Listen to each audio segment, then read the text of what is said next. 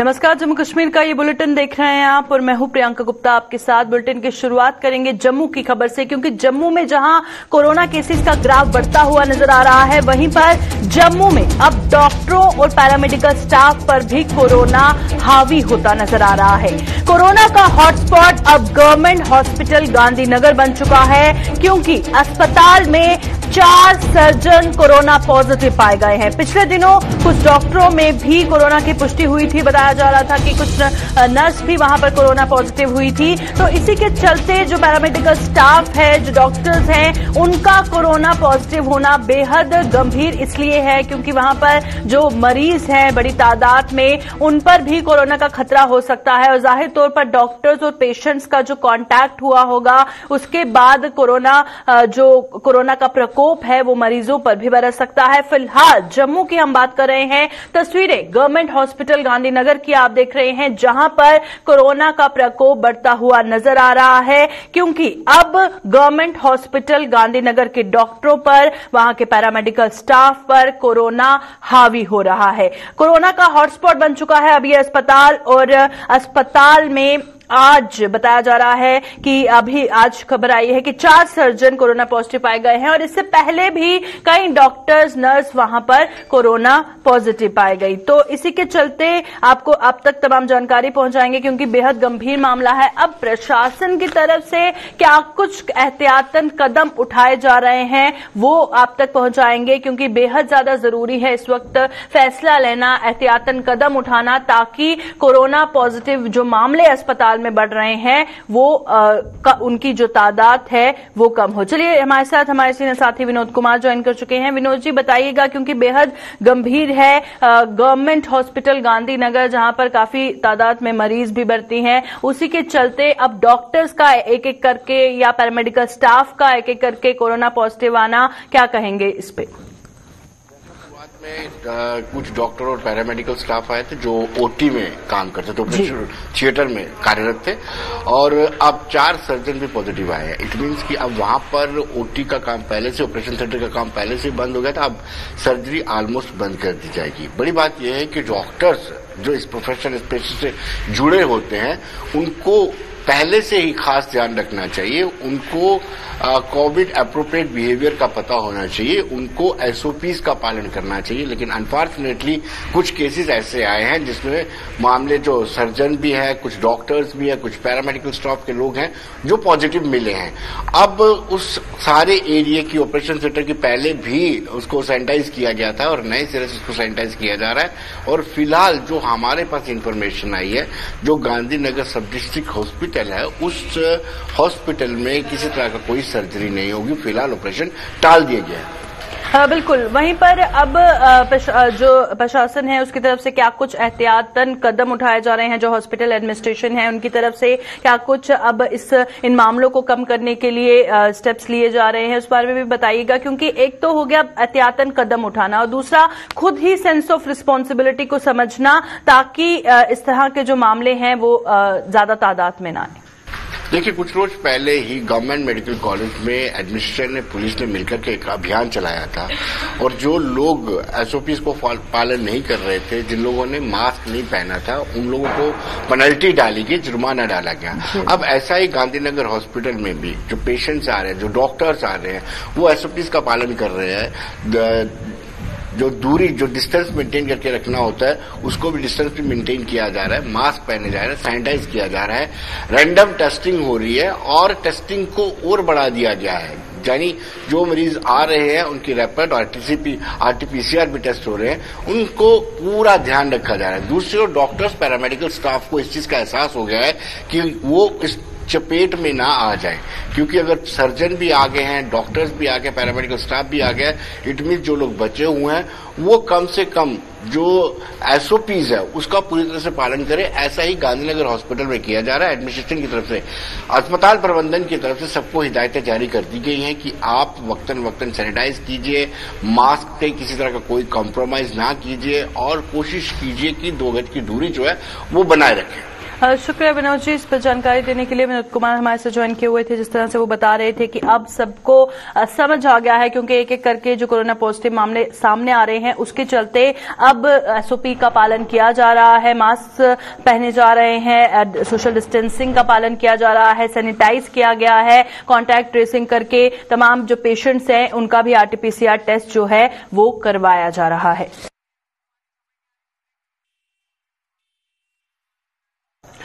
जम्मू के बाद अब रुक करते हैं किश्तवाड़ का, क्योंकि किश्तवाड़ में एक बड़ी लापरवाही स्वास्थ्य विभाग की देखने को मिली है। जहां पर हम डिजिटल इंडिया की बात करते हैं, डेवलपमेंट की बात करते हैं, वहां पर आप अंदाजा लगाइए कि एक अस्पताल में सिटी स्कैन मशीन पिछले 4 महीनों से खराब पड़ी हुई है, उस पर कोई ध्यान देने वाला नहीं है। जो वहां के लोग हैं उनको काफी परेशानियों का सामना करना पड़ रहा है, क्योंकि जिसको भी टेस्ट करवाना होता है सिटी स्कैन मशीन खराब होने के कारण वो वहां पर नहीं करवा पाते हैं। लोगों के प्रदर्शनों के बावजूद स्वास्थ्य विभाग लंबी ताने सोया हुआ है और बिल्कुल भी सुनी नहीं जा रही वहां के लोगों की। सिटी स्कैन करवाने जम्मू या फिर निजी सेंटरों का रुख लोगों को करना पड़ता है। अब देखिए, अब जब किश्तवाड़ के डिस्ट्रिक्ट हॉस्पिटल में ये फैसिलिटी नहीं है, 4 महीनों से नहीं है, और 4 महीने हो चुके हैं खराब पड़े हुए मशीन, किसी का ध्यान नहीं गया ये तो हम कह नहीं सकते हैं, पर हां ध्यान जाकर भी लापरवाही की गई है ये बिल्कुल साफ है।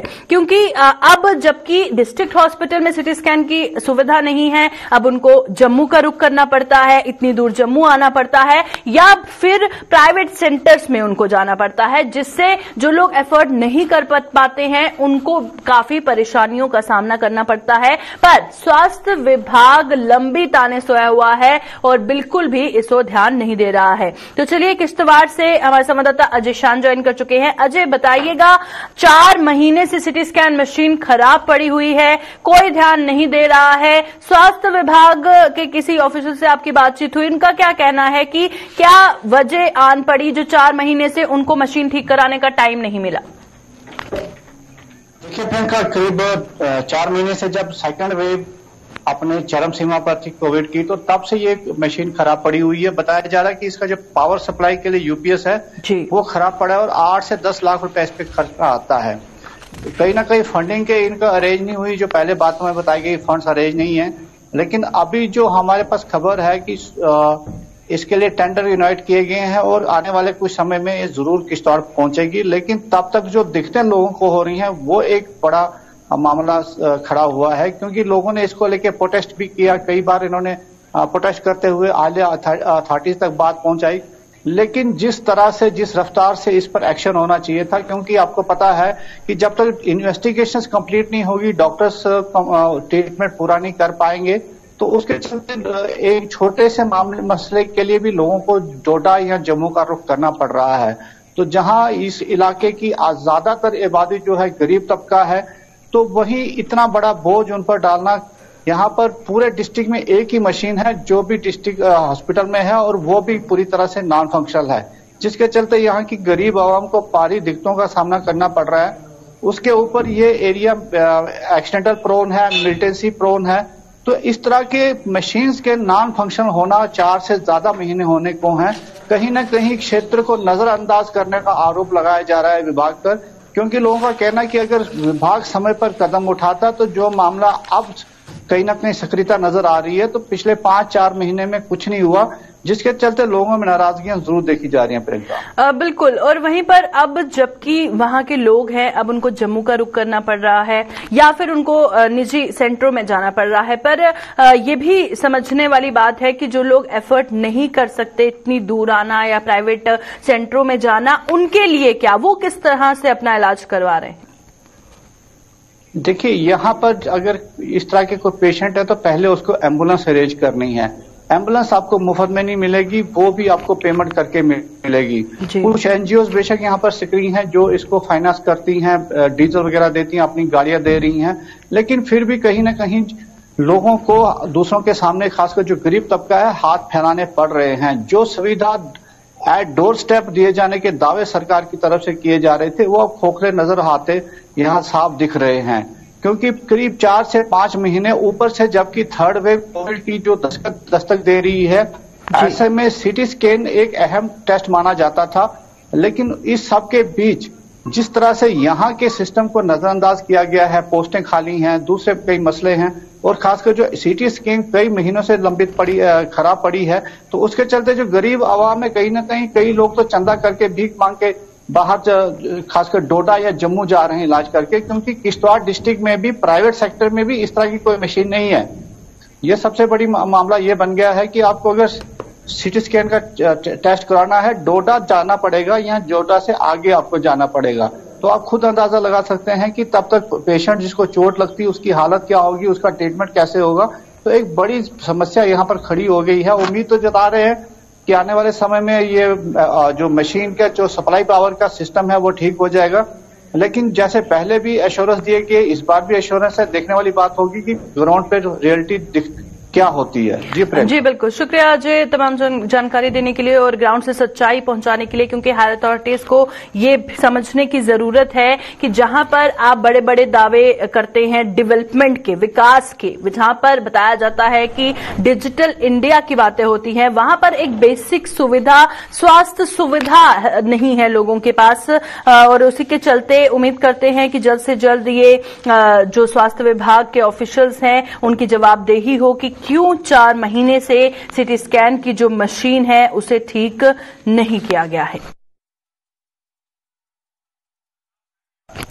जहां पे हमने आपको किश्तवाड़ में स्वास्थ्य विभाग की लापरवाही के बारे में बताया, अब रुख करेंगे रामबन का, जहां पर बिजली विभाग की बड़ी लापरवाही सामने आई है और रामबन के पोगल अपर इलाके के लोगों की सूली पर जाने लटकी हैं, क्योंकि बिजली विभाग की लापरवाही बड़े हादसे को न्योता दे रही है। लोगों के घरों को छूकर बिजली की तारें निकल रही हैं और विभाग की व्यवस्था कई जिंदगियों पर भारी पड़ सकती है। आप देखिए कि कोई भी बड़ा हादसा इससे हो सकता है, क्योंकि जो बिजली की तारें हैं वो लोगों के घरों को छू कर निकल रही हैं। उसी के चलते अगर कोई बड़ा हादसा हो जाता है तो इसका जिम्मेदार कौन है? बिजली विभाग की बड़ी लापरवाही सामने आ रही है। उसी के चलते क्यों कोई एक्शन नहीं लिया जा रहा, हम जानेंगे।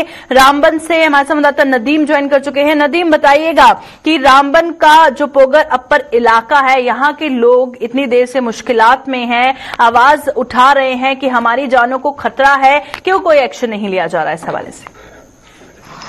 जी बिल्कुल, देखिए प्रियंका, मैं आपको एक चीज बता दूं, जो विजुअल्स अभी प्ले हो रहे हैं ये असेंबली कॉन्स्टिट्यूएंसी बानीहाल है, डिस्ट्रिक्ट रामबन है और एरिया जो है अपर पोगल का है, जहां पर आप देख रहे हैं कि किस तरह से रेजिडेंशियल हाउसेज के पास से बिजली की तरसील गुजर रही है। सब पेड़ों को इस्तेमाल में लाया गया है बिजली की तरसील घर घर पहुंचाने का। एक चीज मैं आपको बता दूं, जो एक बात कही जाती है कि जनाब घर घर बिजली की तरसील पहुंचाएंगे, तो जाहिर सी बात है वो पहुंच रही है। लोगों ने कई बार शिकायत की कि जनाब हमें बिजली बिल काफी आ रहा है, तो जाहिर सी बात है कि जिस घर में बिजली की तार पहुंचे तो वहां बिजली का बिल भी पहुंचेगा। लेकिन एक चीज अहम रह जाती है इन दोनों चीजों के बीच, वो ये चीज रहती है कि बिजली जो है, बिजली का बल्ब जो है हर घर में रोशन हो, हर घर में उजाला हो। लेकिन जब हम अपर पोगल एरिया की बात करते हैं, वहां के लोगों का ये मानना है जनाब, पोगल एक पहाड़ी इलाका है, बर्फ वहां पे काफी ज्यादा होती है और बर्फबारी का सिलसिला जब हो तो तब वहां पे बिजली गुल हो जाती है और लोग अंधेरे में रहते हैं। अगर मौसम गर्मा के दौरान भी अगर बारिश हो जाए तो वहां पर से बिजली जो है गायब हो जाती है और उसकी वजह कहीं न कहीं ये है, देखिए पोल डैमेज होंगे तो जाहिर सी बात है बिजली गायब होगी। लेकिन जब आपके पास सरसब्ज पेड़ पौधों का इस्तेमाल है, कहीं गड़े जो सीधा पोल है उनको इस्तेमाल में लाया गया है अपने बिजली की तरसील को घर घर लोगों के सामने परेशानी है। अब मौसम गर्मा की आमद है, लोगों की शिकायत रहेंगी जनाब बिजली नहीं है, बिजली डिपार्टमेंट ये कहेगा नहीं जनाब बर्फबारी हुई है। लेकिन बर्फबारी के साथ साथ वहां पे बिजली न पहुंचने का एक ये भी काज है कि वहां पर जनाब बिजली डिपार्टमेंट के पास खंबे ही नहीं, वो सीधा खंबे हैं वहां पर जो लकड़ी के हैं, घरों के आसपास से बिजली गुजर रही है, हाइट कोई ज्यादा है नहीं, काफी ज्यादा रिस्क रहते हैं। और उसके बाद सब इस्तेमाल में लाएंगे तो जाहिर सी बात है कि बिजली को काफी एहतियात बरतने की जरूरत है और एहतियात जाती है कि जनाब बिजली को बंद कर दिया जाता है। तो मिलाकर के कहें कि पहाड़ी इलाका है जहां पर हम ये कहें कि इस इलाके पर सियासत तो की जा रही है, कई सालों से सियासत की जा रही है, जनाब हम निजाम सुधारेंगे, हम निजाम में बेहतरी लाएंगे। लेकिन हमने देखा है कि अगर किसी ने कोशिश की होती निजाम में बेहतरी लाने की, जो भी मुंतखबा वहां से रहनुमा है जो जीत कर जाती है इख्तियार पर बैठने, अगर उन्होंने कोशिश की होती इस निजाम को बेहतर करने की, इस निजाम में सुधार लाने की, आज कोविड के शर्मा के बिजली सप्लाई मिलती, वहाँ पे डिजिटल इंडिया का जो है पूरा फायदा वो लोग उठा पाते, वो सब चीजें हमें कोकल इलाके से काफी दूर नजर आ रही है। और निजाम बेहतर रहो तो वहाँ किसी भी बेहतरी की कर सकते। जब आप मोबाइल फोन का इस्तेमाल नहीं करेंगे, आप न्यूज नहीं देख पाएंगे, जहाँ ऑनलाइन क्लासेस की बात करें, लेकिन वो सब चीजें इसके अलावा मुमकिन है कहाँ। और ये सवालिया निशान उन लोग है जो बड़े बड़े दावे तो करते हैं कि जनाब हम आवाम मसाइल को हल करने की कोशिश कर रहे हैं। अगर हल करने की कोशिश कर रहे हैं तो तस्वीर से जो चीजें आया होती है उन पर आपकी नजर क्यों, वो उन लोगों की तस्वीर से ओझल क्यों है जिनका वो दावा कर रहे हैं। और कुल मिलाकर ये कहूँ कि मौसम सरमा की कोविड के लोगों की जो परेशानियां हैं जो कई वर्षों से चलते आ रही है, बिजली को आने वाले वक्त में जब बारिश और बर्फबारी का सिलसिला होगा तो उन लोगों के सामने परेशानियां फिर खड़ी हो जाएंगी। शुक्रिया नदीम तमाम जानकारी हम तक पहुंचाने के लिए। जिस तरह से नदीम बता रहे थे कि जवाबदेही किसी की भी नहीं है और बड़े बड़े दावे किए जाते हैं और उसी के चलते लोगों की जानों से जो बिजली विभाग खेल रहा है उसका जवाब जल्द आए, इसी की उम्मीद जो है वो लगाई जा रही है और तमाम एक्शन इस पे लिया जाए ताकि लोगों की जानों पे जो खतरा मंडरा रहा है उससे लोग बच पाए।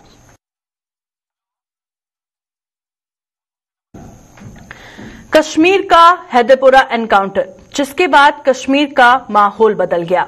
वहां के लोगों के जहन में बहुत सारे सवाल आए और उसके बाद जो 2 बॉडीज की मांग की जा रही थी जब वो घर वालों तक पहुंची, अब सवाल ये है कि जो तीसरा शख्स है उसकी बॉडी कब वापस मिलेगी। श्रीनगर के हैदरपुरा एनकाउंटर पर लगातार सियासत भी गर्मा रही है।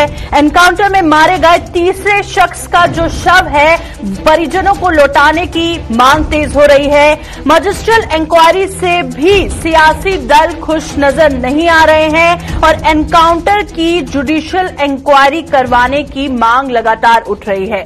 हैदरपुरा एनकाउंटर के बाद जो तस्वीरें सामने आई वो सबने देखी और उन तस्वीरों के बाद हर किसी का दिल दहल गया, क्योंकि जब इन 2 सिविलियंस की बॉडीज को वापस घर वालों को सौंपा गया और फिर उन्हें दफनाया गया, उसके बाद जो तस्वीरें सामने आई या फिर जब पूरी फैमिली प्रोटेस्ट कर रही थी उनको जब डिटेन किया गया वो तस्वीरें जब सामने आई और रोती बिलखती हुई एक 18 महीने के बच्चे की तस्वीरें सामने आई तो जाहिर तौर पर हर किसी की आंखें नम हो गई। तो चलिए श्रीनगर का रुख करते हैं। श्रीनगर से सैयद रूफ फारूकी हमारे साथ ज्वाइन कर चुके हैं। रूफ, बताइएगा, अब हैदरपुरा एनकाउंटर में सबसे पहला प्रायोरिटी थी कि जो सिविलियंस की बॉडी है वो घर वालों तक पहुंचाई जाए, जो कि हैंडओवर की गई। वहीं पर अब तीसरे शख्स की जो बॉडी है उसकी जो मांग है वो तेज होती नजर आ रही है, जिस पर सियासत भी गर्मा गई है। क्या कहेंगे? बिल्कुल प्रियंका, देखिए 2 जो लोगों की बड़ी गई है जिनको अपने घर वालों ने उनके आपके रसूमात भी अंजाम दिए हैं। अब तीसरे शख्स की वजह से बातें हो रही है क्योंकि जो रामबन गूल का रहने वाला है और जिसके मुतल्लिक जो पुलिस का स्टेटमेंट था कि वो मिलिटेंट था और दूसरा एक फॉरेन मिलिटेंट उसके साथ इसके एनकाउंटर में था और फिर 2 सिविलियंस। अब जब उसके घर वालों ने इनकार किया क्योंकि उसके बाप का कहना था, जो स्टेटमेंट उसका आया था कि वो खुद मिलिटेंट उसके साथ लड़ रहे थे, उन्होंने मिलिटेंटों को खुद मारा है, तो वो उसको ये इनाम दिया है अब भारत सरकार ने उसके बेटे को मिलिटेंट बना के। तो अब वो वहां से डिमांड अब ज्यादा उठ रही है कि उसकी डेड बॉडी भी उनको वापस दी जाए, उनका भी हक है। ये सोशल मीडिया पे भी जिस तरह ये ट्रेंड बना हुआ है, अब वो जो पॉलिटिकल लीडर्स है, हर एक पॉलिटिकल लीडर की अब यही डिमांड है कि उसके घर वाले जो इंतजार कर रहे हैं उसकी डेड बॉडी के लिए, उसको भी अब जो है सरकार जो है वो फैसला ले उसको डेड बॉडी देने का। मगर अभी तक की बात करें तो फिलहाल इस हवाले से इंतजामिया ने कोई फैसला नहीं लिया है कि क्या उसकी डेड बॉडी उसके घर वालों को दी जाएगी या नहीं दी जाएगी। इस पे अभी तक जो गवर्नर इंतजामिया है उन्होंने कोई फैसला नहीं लिया है। बिल्कुल, वहीं पर जहां सियासत भी गर्माती हुई नजर आ रही है, तो क्या कहेंगे, मजिस्ट्रियल इंक्वायरी की जगह पीएचडी ने कहा है कि जुडिशियल इंक्वायरी होनी चाहिए क्योंकि उसमें ट्रांसपेरेंसी के चांसेस ज्यादा है और इंसाफ की उम्मीद भी ज्यादा है। और साथ ही उन्होंने प्रेसिडेंट को लेटर भी लिखा है जिसमें उन्होंने कहा है बहुत सारी चीजें कश्मीर में ऐसी हो रही हैं जो कि कॉन्स्टिट्यूशन ऑफ इंडिया के तहत हमें हक होता है पर हम वो नहीं कर पाते क्योंकि प्रोटेस्ट जो उनकी फैमिली ने किया उसके बाद हमने जो तस्वीरें देखी, बहुत सारी बातें इसमें हैं जो गर्माती हुई नजर आ रही हैं। अब इंसाफ की जो उम्मीद है, क्या कहेंगे, किस तरह के रिएक्शंस वहां से सामने आ रहे हैं? बिल्कुल प्रियंका, देखिए जो आईन में है कि अगर आप किसी को मारते हो तो उसकी डेड बॉडी जो है, ये आईन में है कि उसकी डेड बॉडी आप रोक नहीं सकते हैं, उसको उसके अलावा कि इनको देनी है जो अपने तरीके से, अपने मजहब के तरीके से उसकी आगे रसूमात कर सकते हैं, ये भी है। दूसरा मामला कि अब जहां पे अब यहाँ पे जो गवर्नर इंतजामिया है उन्होंने इसकी मजिस्ट्रियल इंक्वायरी के अहकाम सादिर किए, यानी जो एडिशनल डिप्टी कमिश्नर श्रीनगर है वो उसका हेड करेंगे और कमेटी जो बनाई जाएगी वही इस मामले की तहकीकात करेगी। इस पे यहाँ के सारे पॉलिटिकल लीडर्स, PhD हो फारूक अब्दुल्ला, तारिक आमी, महबूबा मुफ्ती, उमर अब्दुल्ला, सजाद लोन, मोहम्मद अल्ताफ बुखारी, जितनी भी कांग्रेस के ये मीर, जितनी भी पॉलिटिकल पार्टीज है, उन्होंने सरकार के इस फैसले को नहीं माना है। उन्होंने ना कहा कि हमें ये मंजूर नहीं है कि आप मजिस्ट्रियल इंक्वायरी करो, आप जुडिशियल इंक्वायरी करो और जो रिटायर्ड हाईकोर्ट का रिटायर्ड जज होगा उसकी जेर निगरानी में इसकी तहकीकात होनी चाहिए। एक कमेटी बनाइए जिसका हेड करेंगे जो कोई रिटायर्ड हाईकोर्ट जज होगा, क्योंकि आप एक एडिशनल डीसी को कहेंगे कि आप इंक्वायरी करें तो वो कैसे करेंगे, वो पार्ट ऑफ सिस्टम है।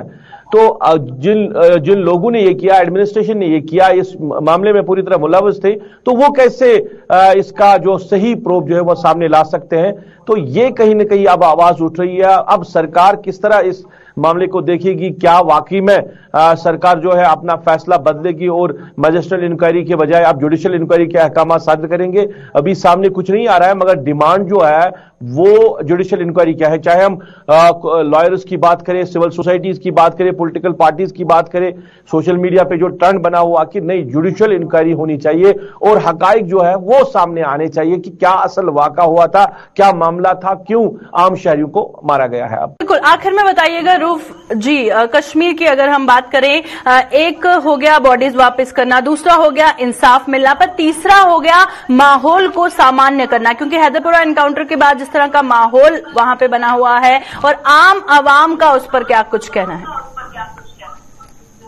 देखिए प्रियंका, माहौल तो वैसा ही है। अभी कैसे माहौल आप बेहतर करने की बात कर सकते हैं, क्योंकि जो आपके सामने 2 दिन पहले वाक़ा हुआ है, तो 2 दिन के बाद जिस तरह यहां हालात बने हैं, तो आप कैसे कह सकते हैं कि माहौल जो है वो सही बन रहा है। जैसे गवर्नमेंट अब बार बार कह रही है कि अब जम्मू कश्मीर में अमन आ रहा है और अमन कायम करने के लिए सरकार कोशिश कर रही है, मरकजी सरकार। आर्टिकल एब्रीगेशन के बाद तो बार बार ये कहा गया, मगर मैं आपको बताऊं कि साल 2019 यानी 5 अगस्त के बाद जब आर्टिकल एब्रीगेट हुआ, उसके बाद पहली बार आपको कल हुर्रियत कॉन्फ्रेंस की कॉल पे हड़ताल का असर देखने को मिला। यहां पे कारोबारी सरगर्मियां बंद रही, ट्रांसपोर्ट बंद रहा, मुकम्मल तौर कॉल का लबैक हुआ यहां पे लोगों की तरफ से कि यहां पे हड़ताल की गई है। तो अगर इस चीज को अमन कह सकते तो फिर क्या कहेंगे, क्योंकि अमन कायम करने के लिए वैसी कोशिश करनी चाहिए।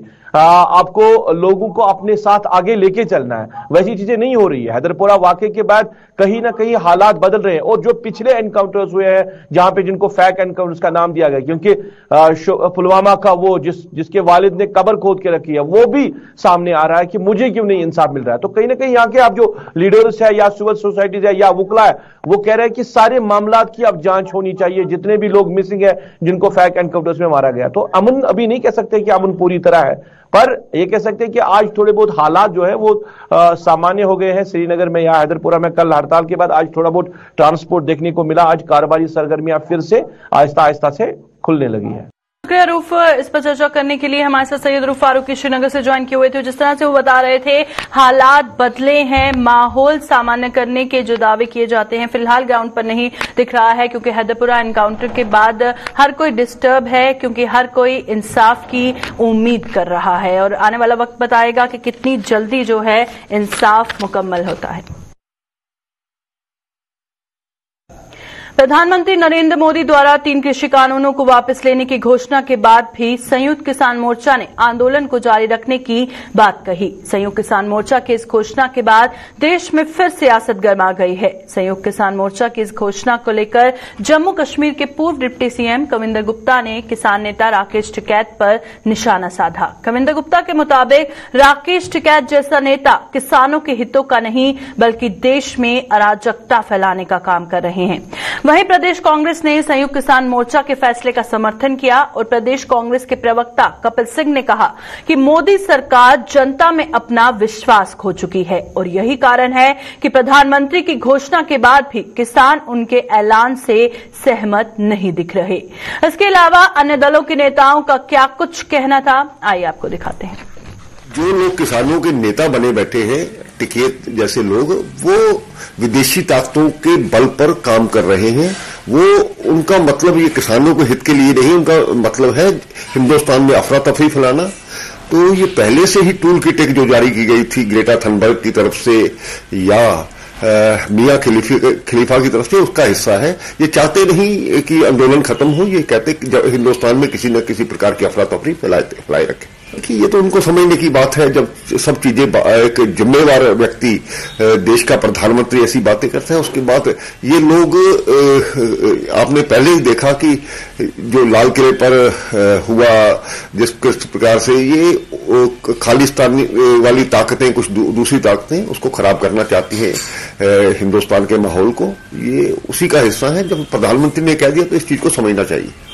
केंद्र में जो भारतीय जनता पार्टी की सरकार है और प्रधानमंत्री नरेंद्र मोदी जी, उन्होंने जनता का विश्वास जो है वो पूरी तरह से खो दिया है। जिस तरह से उन्होंने इस देश की जनता से वायदे किए और अभी तक एक भी वायदा नहीं निभाया, चाहे वो 15 लाख का हो, चाहे वो 2 करोड़ रोजगार देने का हो, चाहे वो बाकी वायदे हों। इसीलिए जो किसान हैं वो इस सरकार के प्रति अविश्वास जता रहे हैं, क्योंकि 750 से ज्यादा लगभग किसानों की मृत्यु हो चुकी है। और इस देश में जब इतने किसानों की मृत्यु हो चुकी है और एक साल में इतनी मीटिंग्स किसानों के साथ की और उनको बरगलाने की कोशिश की, और उसके बाद अब ये किसान समझते हैं कि ये सरकार उनको बरगलाने की कोशिश कर रही है, और वो जो किसान हैं वो सरकार को प्रति अपना विश्वास नहीं रख पा रहे हैं, कायम नहीं रख पा रहे हैं। उसके पीछे जो कारण है वो सरकार की नीतियां हैं।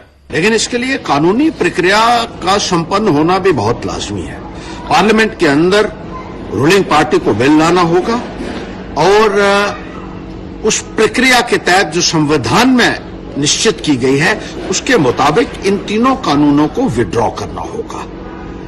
जहां ये कानून का विड्रॉ होना किसानों के लिए एक बहुत ही मुबारकबाद की बात है, वहीं हम सरकार से भी कहना चाहते हैं कि एक बहुत बड़ा सबक है कि तानाशाही से सरकारों को नहीं चलाया जा सकता है। लोगों को अपने साथ लेकर ही आप निजाम को चला सकते हैं। किसान कानून है वो वापस लिए गए हैं। मुझे लगता है इसके बाद जो हमारे किसान भाई हैं उनको भी इसको मुद्दा अब नहीं बनाना चाहिए, इसको अपनी अना का मुद्दा नहीं बनाना चाहिए। और जब देश के प्रधानमंत्री सार्वजनिक रूप से आश्वासन देते हैं तो मुझे लगता है उसमें कोई शक की गुंजाइश नहीं रह जाती। और उसके साथ साथ सरकार को भी चाहिए कि आने वाले जो पार्लियामेंट का सत्र है उसमें इन तीनों बिल काले कानून को रिवील किया जाए। और ऐसी जो स्थिति बनी हुई थी जिसमें बाहरी ताकतें इस हालात का फायदा उठा रही थी और जो देश का किसान था वो भी सड़कों पे था, चूंकि प्रधानमंत्री जी ने पहला कदम लिया है, भले ही देर से लिया है पर लिया है, तो उसका मान रखते हुए किसानों को भी थोड़ी नरमी अपने रवैये में दिखानी चाहिए। अभी के बुलेटिन में फिलहाल इतना ही, दीजिए इजाजत, नमस्कार।